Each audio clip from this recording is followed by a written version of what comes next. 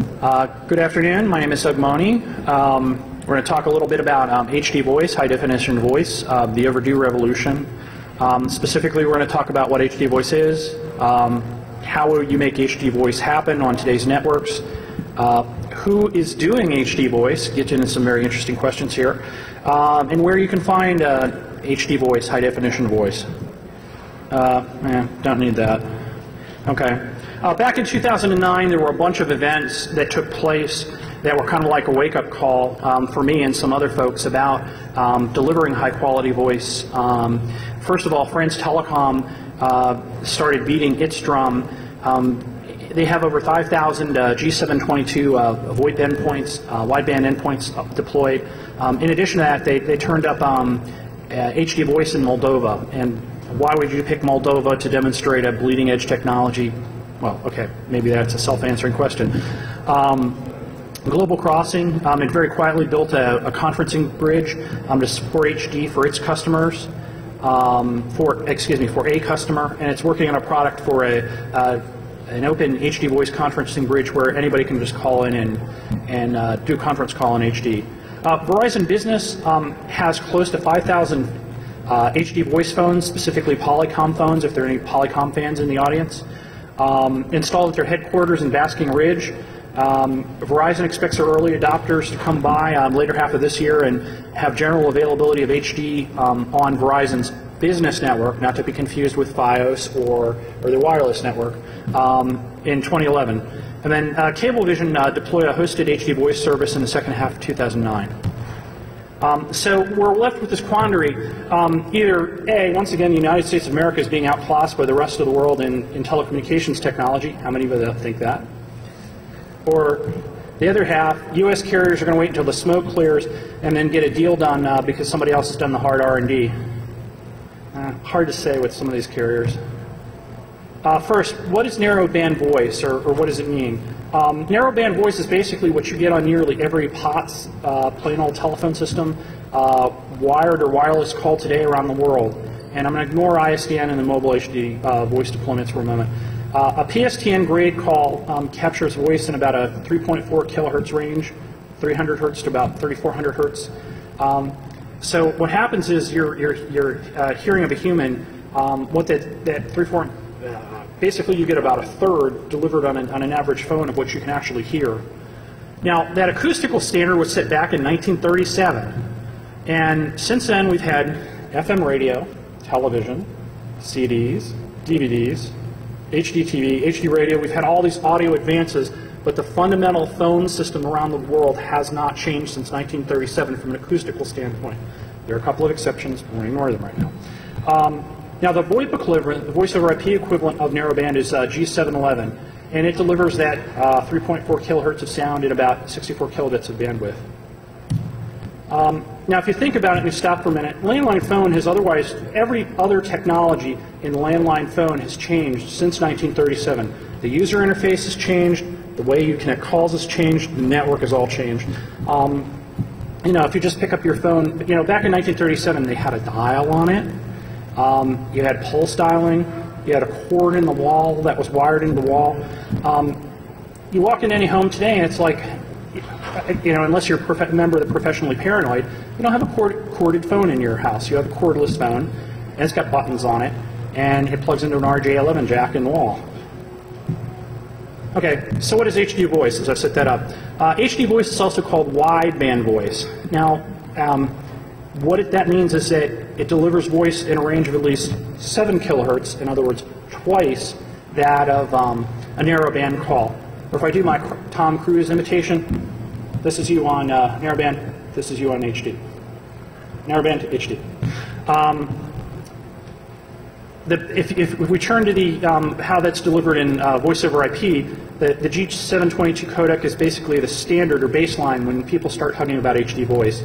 And it captures sound in a range of 30 hertz to 7,000 hertz. But interestingly enough, you still only need that 64 kilobits per second of bandwidth, just due to the rather mellow amount of compression that G722 does. Other HD voice codecs that we'll get to a little bit later include something called AMR wideband. Silk is pretty popular among the Skype crowd. And then there's another codec called ISAC that's made by Gibbs.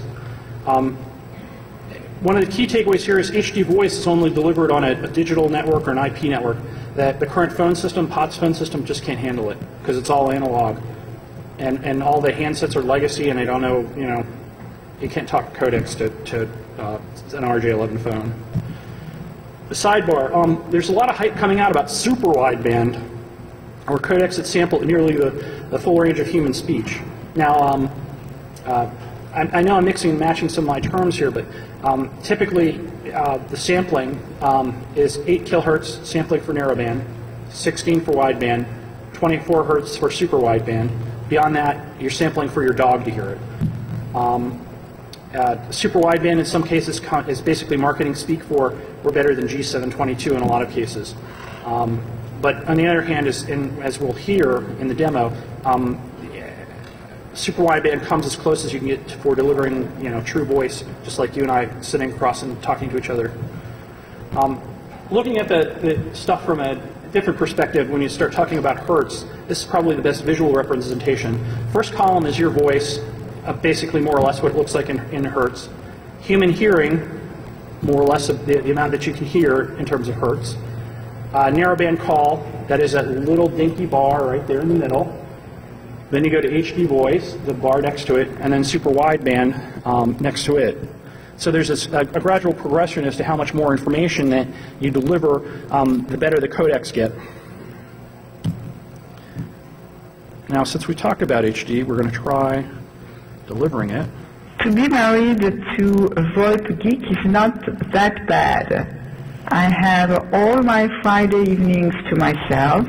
I can go out, have a drink, see my girlfriends. Then I come home, I cook a nice dinner, and I wait until the conference is over, just hoping my dinner won't be totally burnt.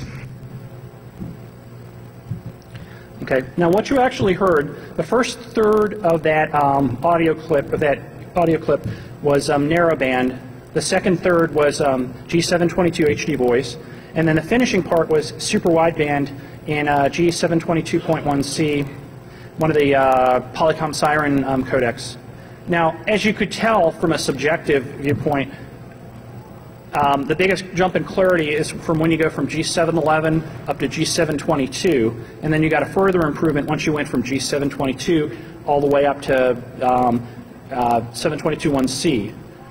And the other thing that this clip and the other clip that I'm going to play illustrates quite clearly is that one of the benefits of HD voice is that if you're trying to interpret or listen to somebody who doesn't speak your own language, you get you get a much more clearer understanding when you've got that extra audio information to play with in your head. So I'm going to play another contrast example. The other thing that happens in this contrast example is that as you're going from left to right, you can there's a screen graph that's giving you the energy of or the amount of information being captured in hertz that as it rolls across. Hi everyone, my name is Michael Edema from the Escosia PBX project. We're currently developing an Asterisk-based firmware for low resource or embedded systems and currently porting from FreeBSD to Linux onto 2 different CPU architectures. So I'm unfortunately unable to attend this year. We're just a little bit backed up. I also have a cold, which you might be able to hear in exceptional quality right now. Have a great time at AstroCon. We're going to be there next year. Bye-bye. So you kind of hear the difference between the 2 or the 3 different samples. But the benefits are there's 2 major benefits from moving from narrowband to HD voice that a lot of people have been hyping about. First benefit is there's better compensation and better clarity. When you compress something down into narrowband, that chunk of narrowband, similar sounding words like sail and fail start to garble. And then if you get into a situation where you're rattling off a lot of acronyms like FCC, FTC, things like that, those are notorious for getting garbled, and you have to either spell them out or you have to repeat them. In addition to that, as you kind of got the impression from the clips, narrowband is a big headache when you're in a multilingual setting, when you're trying to talk to somebody else that doesn't speak your own language and vice versa. The second thing with narrowband is reduction of fatigue, and this is also called why conference calls suck. Does anybody like conference call here? Anybody? No, nobody likes conference call. Well, there's a reason for that, and there's actually a physiological reason for that. That narrowband clipping that we've all taken for granted means that in the background your brain is playing fill in the blank as a background task in your head to fill in the information between what you're hearing in narrowband and what it should sound like in wideband, or if the guy was sitting right next to you. The net of this is the more audio data that you can deliver to the ear, the less your brain has to compensate and figure out what somebody else is saying. So this is the reason why you don't look forward to conference calls, even though you don't realize it. Your brain has to actually do some work other than sit there, or you can ignore the conference call and sit there anyways. But if you're trying to listen in on a conference call, trying to interpret what somebody else is saying, it's a pain in the ass. Delivering HD voice is more than just a codec.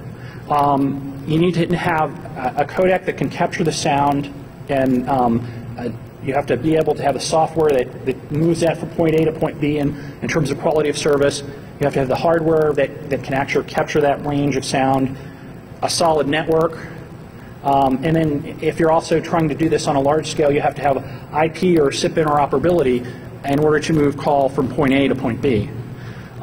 So in most cases, doing HD voice is an all IP or SIP application for the networks of the future, anything that we're talking about broadband. Number one. Number two is that you do need more capable speakers and microphones on your phones because the audio PSTN, you just can't backfit that because, again, those parts are engineered to capture narrowband. They're not engineered to capture wideband sound. Again, you need good quality of service. You need low latency in the network. Basically, if you can't do vanilla VoIP in terms of quality, you aren't going to be able to do HD voice. And then finally, for scaling, I'm going to get a little bit more into this further down the presentation. You need to have agreements to interop or to interconnect via SIP for seamless HD calling, and then you also have to have a mechanism for transcoding. So I'm going to walk through this one by one. HD voice codecs. There are 4 codecs kicking around that what I call the codecs that really matter. The first codec, that is the gold standard, or the old standard, depending upon how you feel, is called G722. Basically, it was developed in the 80s. The patents have expired on it. Now anybody can use it. Now everybody does use it if they're building IP phones these days. The next codec is called AMR wideband, or also G722.2. Now, the cellular industry over in Europe wanted a codec based on their original AMR codec standards. Now, the reason why they wanted AMR wideband is that it was designed to conserve usage of radio frequency, so you could basically put an HD call into about 24 kilobits a second versus the 64 kilobits a second you need with G722. The downside to AMR wideband is that you need to pay VoiceAge and Motorola and France Telecom and Ericsson for patent use if you actually put it into a handset. Right now, AMR wideband is currently exclusively in a cellular domain, but some of the patent holders of AMR wideband want to see that codec move into wireline. There's a big push on it. The third codec of note is called ISAC. ISAC was a codec that's been developed by Global IP Solutions, or GIPS. Now, Google turned around and paid $68 million for GIPS back in May.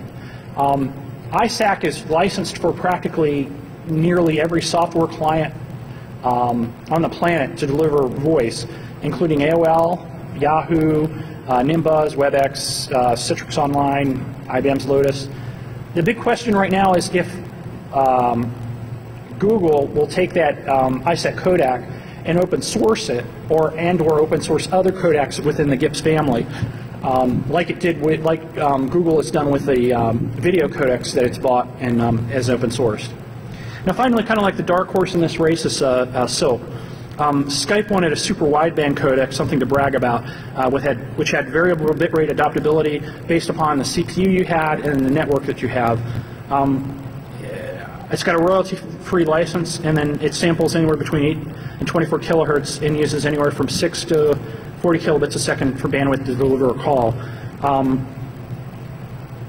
Skype wanted something that could run on older computers as well as run on the latest and greatest computers, and to run in a wide range of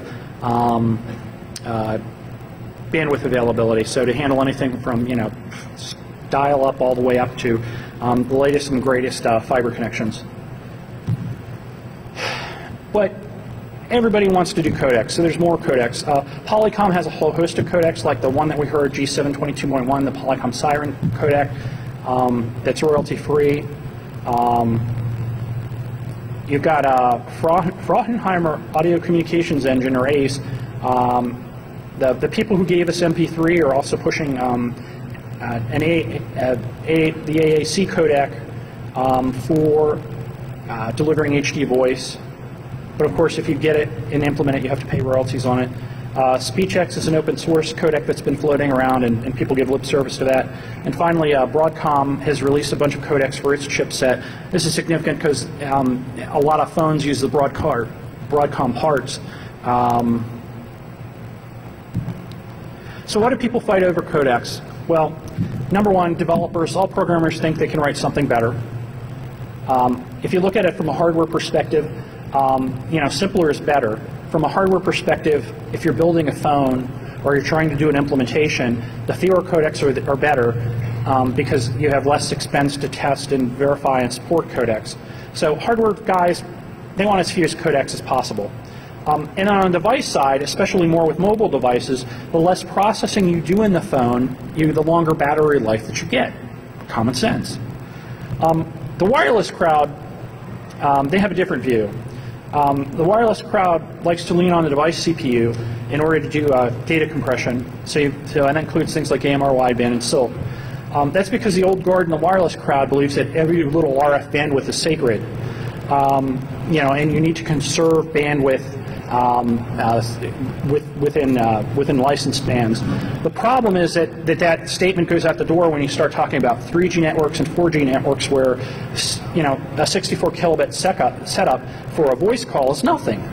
And, you know, still carriers say carriers and people pushing AMR wideband say with a straight face that, yeah, we need conserved bandwidth, all the while they're rolling out streaming video services and two-way video services. It's like, you know, give me a break. Finally, when you get to network core, the guys that are switching phone calls back and forth on the service providers, you know, you have more codecs, you have to do more transcoding. And again, it becomes a support issue. It's a pain in the ass to do. In addition to that, service providers want to avoid transcoding because it does cost them money for, you know, because either they have to buy bigger boxes to do to support more codecs for transcoding. And then the other concern is that you lose some HD voice goodness. When you translate, you may lose some HD voice goodness if you translate between one HD voice codec into another HD voice codec.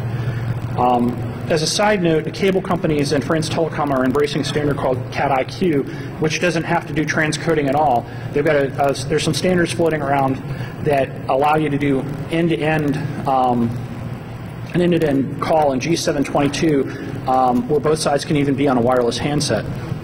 So that's pretty cool. Software clients and hardware. You know, again, if you have a soft client you download, there's plenty of them floating around that supports G722, or they already have ISAC already built in.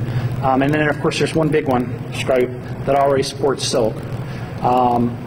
Hardware-wise, if you buy an IP desktop handset today from any of the name manufacturers, and even from a lot of the no-name manufacturers from China and things like that, they've all got G722 built in as support. You know, for them it's a relatively cheap thing to throw in terms of throwing the codec in. But the flip side of that is some of these guys advertising that they support HD voice may not have the good acoustics, that is the higher quality microphones and speakers, in order to deliver that full experience of sound. Now, on the mobile device side, it's a little bit more interesting. You do need good acoustics. So you need a little bit better microphone, or you need to, but one of the other things that's happening is phone manufacturers are starting to stick in dual microphones into handsets, so they can do things like echo cancellation or noise cancellation to get a clearer voice. So how do you get HD voice users? to talk to other HD voice users. How do you get these guys to talk to the PSTN? After all, the PSTN's not going away tomorrow. The simplest case is if you have the same codec type when you're trying to make a phone call.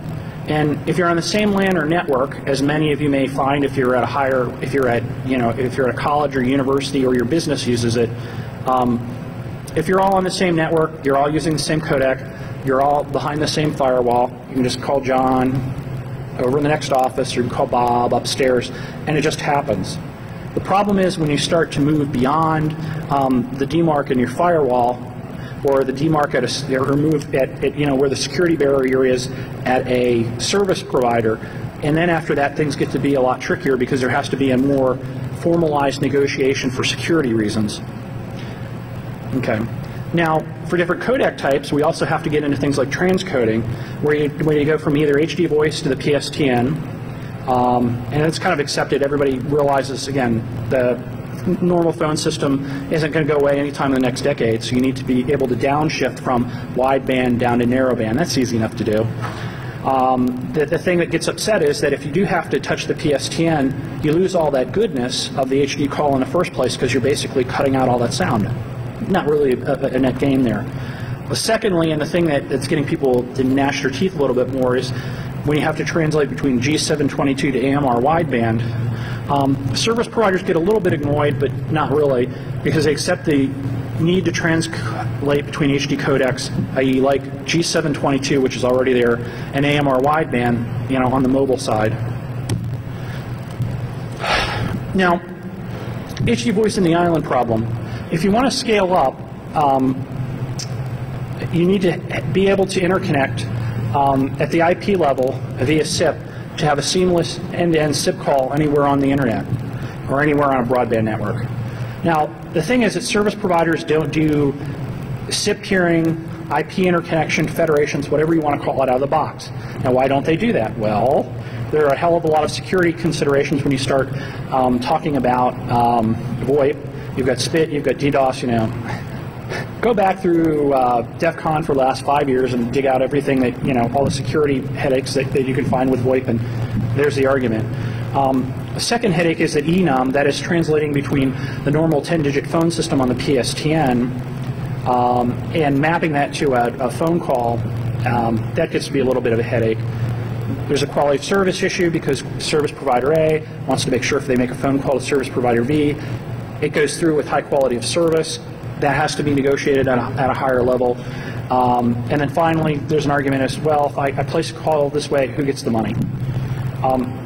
Now, as a result of that, of all the security issues involved, there are a lot of HD voice islands running around within enterprises as well as at service providers.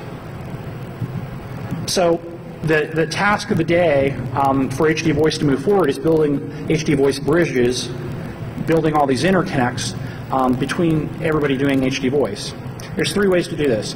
You can have a direct relationship between a service provider and a service provider, and build a trusted relationship where service provider A and service provider B can do that.